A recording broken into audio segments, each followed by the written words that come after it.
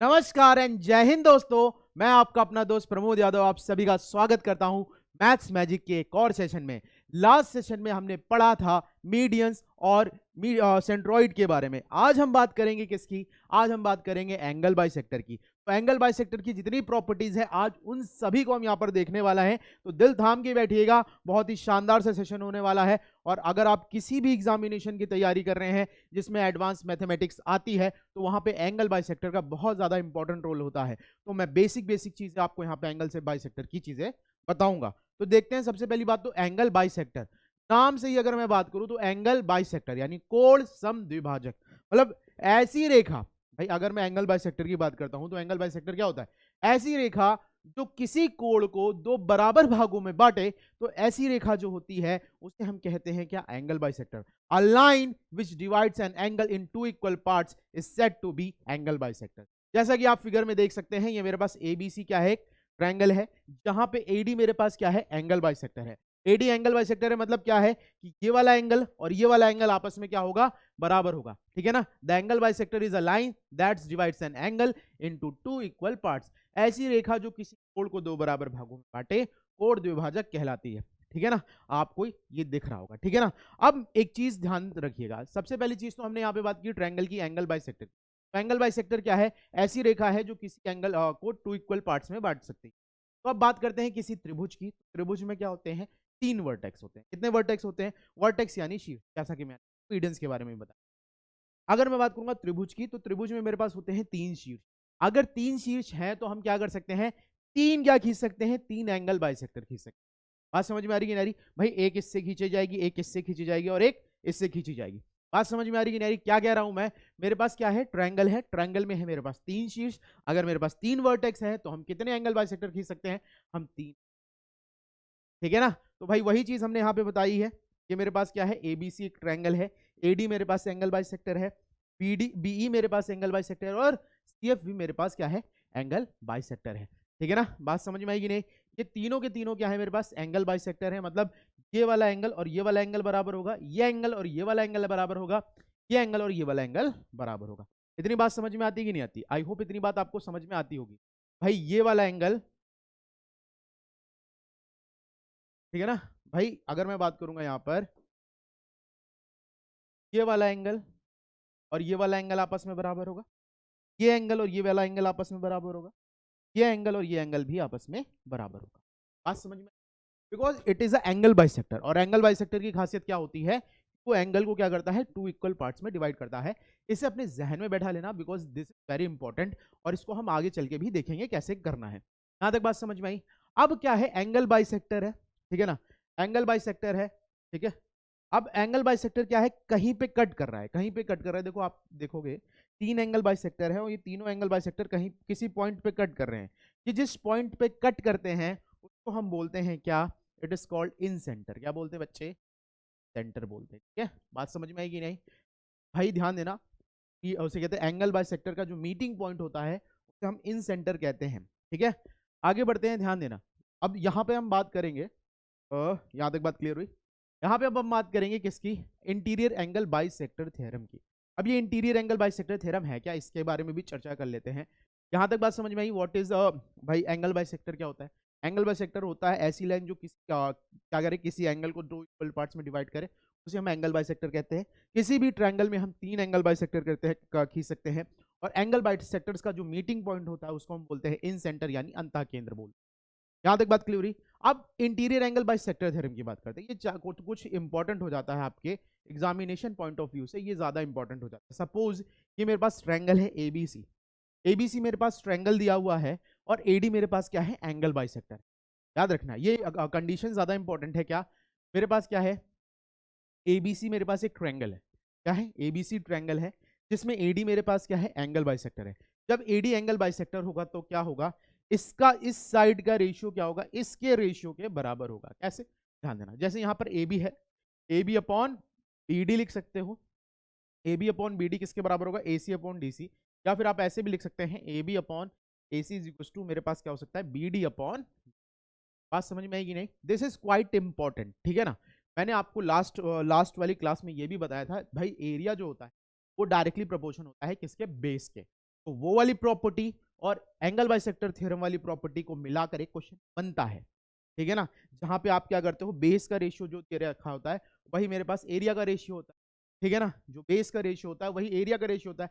ये को property use होती है, साथ में एंगल बाइसेक्टर थ्योरम की प्रॉपर्टी यूज करके एक एग्जामिनर क्वेश्चन है जो कि एग्जाम में पूछे जा रहे हैं, ठीक है। बात समझ में आएगी नहीं, what is interior angle bisector theorem, ठीक है, क्लियर, आगे बढ़े। उसके बाद हम बात करेंगे एंगल बाइसेक्टर की एक और प्रॉपर्टी की, ठीक है ना। ये मेरे पास क्या है भाई, ये मेरे पास एक ट्रायंगल दे रखा है, देखिएगा ए बी सी मेरे पास एक ट्रायंगल है, ठीक है ना।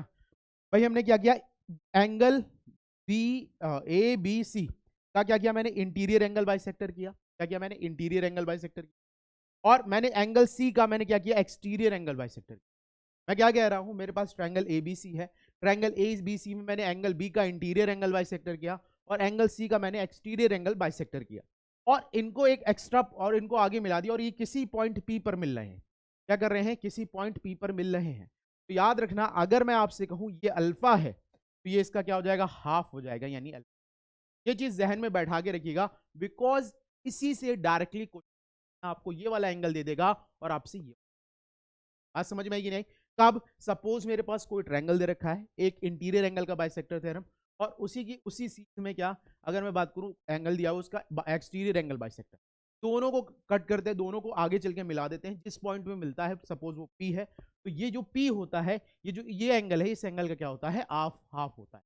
वही चीज रखी है, the angle bisector between internal bisector of one base angle and the external bisector of the other base angle of the triangle is equal to one of the half of the vertical angle, ठीक है ना। English में समझना थोड़ा सा tough है, लेकिन जो मैंने तुम्हें जर्नल भाषा बताई उस भाषा में समझना आसान है।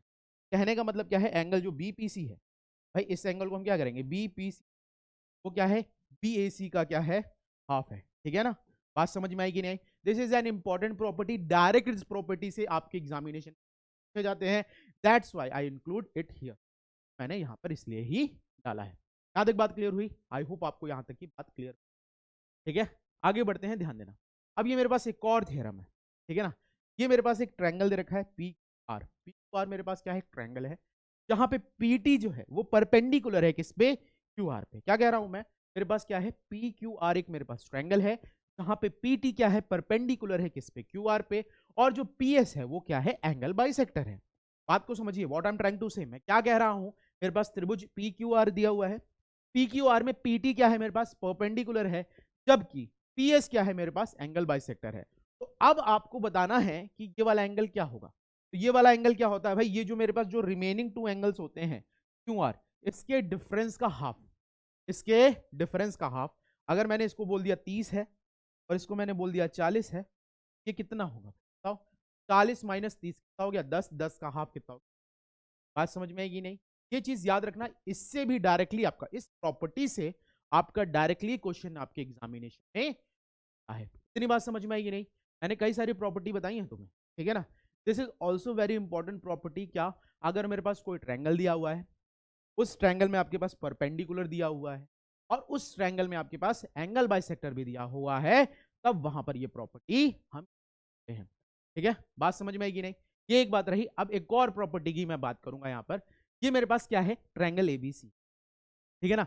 ट्रायंगल एबीसी है, मैंने क्या किया, एंगल बी का एंगल बाइसेक्टर किया, एंगल सी का एंगल बाइसेक्टर किया। मैं क्या कह रहा हूं, मेरे पास ट्रायंगल है एबीसी, इस ट्रायंगल में मैंने एंगल बी का एंगल बाइसेक्टर किया, मैंने एंगल सी का एंगल बाइसेक्टर किया, और इन दिनों को मैंने आगे बढ़ा दिया और एक पॉइंट में मिले, और उस पॉइंट को मैंने क्या बोल दिया, ओ, तो मैंने क्या बोल दिया, ओ। मैंने क्या किया, मैंने इंटीरियर बी और सी के इंटीरियर एंगल बाइसेक्टर किए, इंटीरियर एंगल बाइसेक्टर करने के बाद इन्हें पॉइंट ओ पे मिला दिया।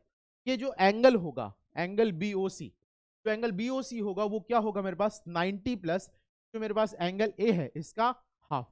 बात समझ में आ रही कि नहीं आ रही, और इससे भी बहुत ज्यादा आपके क्वेश्चन जाते हैं एग्जाम, इस वाली प्रॉपर्टी से बहुत ज्यादा क्वेश्चन आते हैं एग्जामिनेशन में, ये काफी ज्यादा इंपॉर्टेंट हो जाती है, बहुत ज्यादा इंपॉर्टेंट हो जाती है, डायरेक्ट इसी प्रॉपर्टी से क्वेश्चन पूछेगा और कुछ नहीं कहेगा। बड़ा आसान सा, अगर आपको ये प्रॉपर्टी ध्यान में रहेगी तो आप क्या कर पाओगे, क्वेश्चन कर पाओगे, ठीक है। बात समझ में आएगी नहीं, क्या दे रखा है मेरे पास, ट्रायंगल दे रखा है, ट्रायंगल में इंटीरियर एंगल बाइसेक्टर्स दे रखे हैं, और उनका एक मीटिंग पॉइंट दे रखा है, तो वो एंगल बनेगा वो एंगल जो होता है वो इस वाले एंगल का 90 प्लस हाफ हो जाता है। क्लियर?